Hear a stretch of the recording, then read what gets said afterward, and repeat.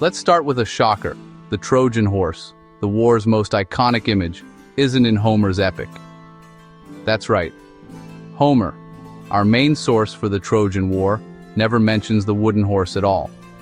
It's a surprising omission, given how central the horse is to our modern understanding of the story. The epic details a decade of bloodshed, but the famous horse only appears in later works, like Virgil's Aeneid. This means that the cunning trick we all associate with the end of the war was actually a later addition. So, the story-defining trick was a later addition, a bit of dramatic flair, not part of the original legend. This revelation forces us to rethink the narrative we've been told for centuries. This changes how we see the war, not as a clever ending, but as a long, brutal siege.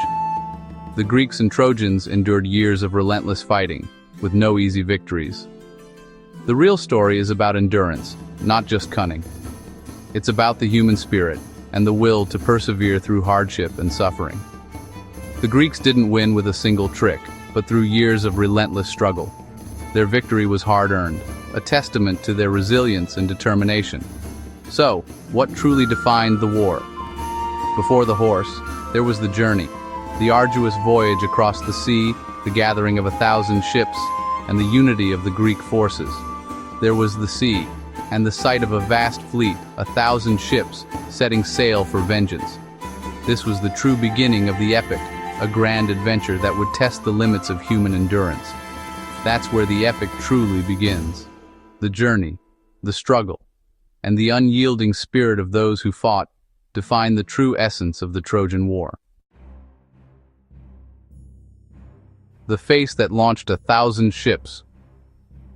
This phrase echoes through history, conjuring images of Helen's beauty and the epic conflict it ignited. But beyond the legend of Helen, let's turn our gaze to the real marvel, the ships themselves and the men who sailed them into the unknown. In the Bronze Age, assembling a fleet of this magnitude was a feat bordering on the impossible. It required vision, resources, and the will to unite rival kingdoms. Each black-hulled vessel was more than just a ship. It was a floating fortress, packed with warriors, supplies, and the hopes of entire cities, all bound for the distant shores of Troy. Homer's catalog of ships immortalizes the leaders and their contingents, painting a vivid picture of the Greek world coming together in a rare moment of unity and purpose. This wasn't just poetic flourish, it was a roll call of a civilization's resolve. The ships were lifelines, connecting home and battlefield. On board, these ships became barracks, supply depots, and sanctuaries. For the men, they were the only way home, and their only hope of survival. If the Trojans managed to destroy the fleet, the Greeks would be stranded on hostile soil, cut off from rescue or retreat. Defeat would be total. The logistics alone were staggering. Timber had to be harvested, ships designed and built, and every detail coordinated across dozens of kingdoms. Gathering thousands of men, constructing hundreds of ships, and planning a journey across treacherous seas was a monumental achievement. Whether the number was truly 1,000 or not, the fleet became a symbol of total commitment, a declaration that the Greeks would stop at nothing to bring Troy to its knees. As the ships pulled away from the familiar shores of Greece, there was no turning back. It was a point of no return for everyone aboard. The war began not with a trick or a ruse, but with the thunder of oars, the snap of sails, and the determination of thousands. The Greeks were all in, united by purpose, driven by legend, and bound for destiny on the shores of Troy. The spark that ignited the legendary Trojan War? It all began at a lavish wedding, where gods and mortals mingled in celebration, and a single goddess was left off the guest list. That goddess was Eris, the bringer of discord, and her anger would change the fate of nations. Eris, furious at being excluded, crashed the festivities and hurled a golden apple into the crowd. Inscribed on it were the fateful words, "For the fairest." Instantly, the mood shifted from joy to rivalry. Three powerful goddesses, Hera, Athena, and Aphrodite, each claimed the apple for herself.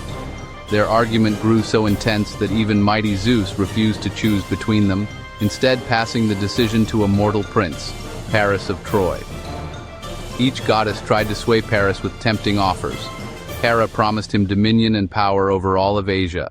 Athena offered unmatched wisdom and skill in battle, and Aphrodite tempted him with the love of the most beautiful woman in the world.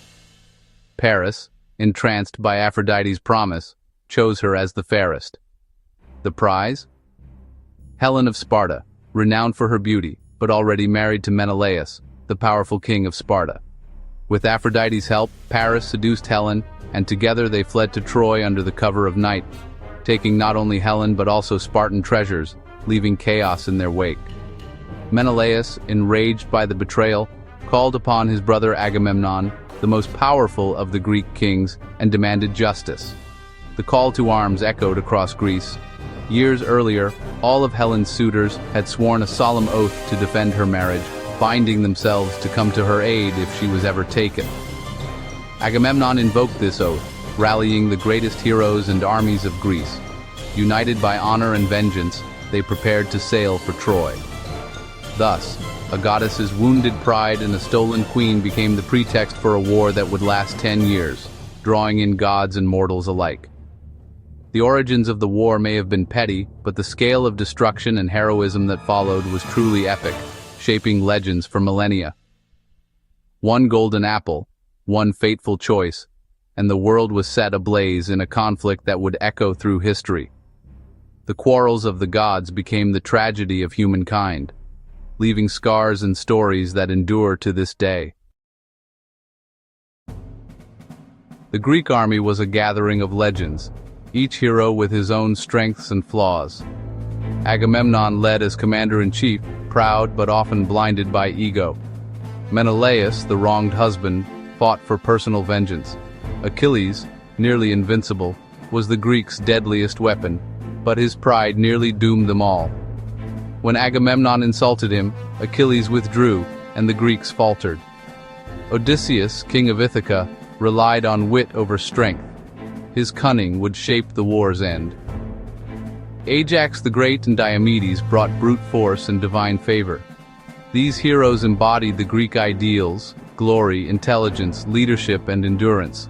But their rivalries threatened unity as much as the Trojans did. The war was as much about clashing egos as clashing armies. The Trojans weren't villains, they were defenders of their home. King Priam ruled Troy, watching his city and sons fall to war.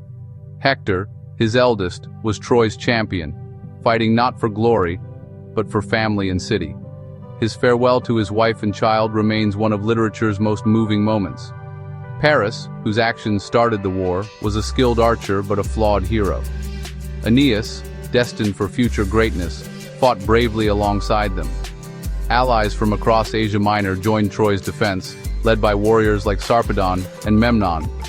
Homer gives the Trojans dignity and humanity. There were no simple villains, only people caught in tragedy. The Greeks didn't storm Troy overnight. The city's walls, said to be built by gods, held firm. The war became a grinding siege, years of skirmishes, raids, and stalemate. The Greeks raided nearby towns for supplies, fueling internal conflicts. Most famously, the feud over Briseis that sidelined Achilles. Homer zooms in on a few crucial weeks in the final year, when the stalemate finally broke. With Achilles absent, Hector pushed the Greeks to the brink. Only the death of Patroclus brought Achilles back, his rage turning the tide. The fighting was brutal and personal. Heroes clashed, gods intervened, and every duel was a battle for honor.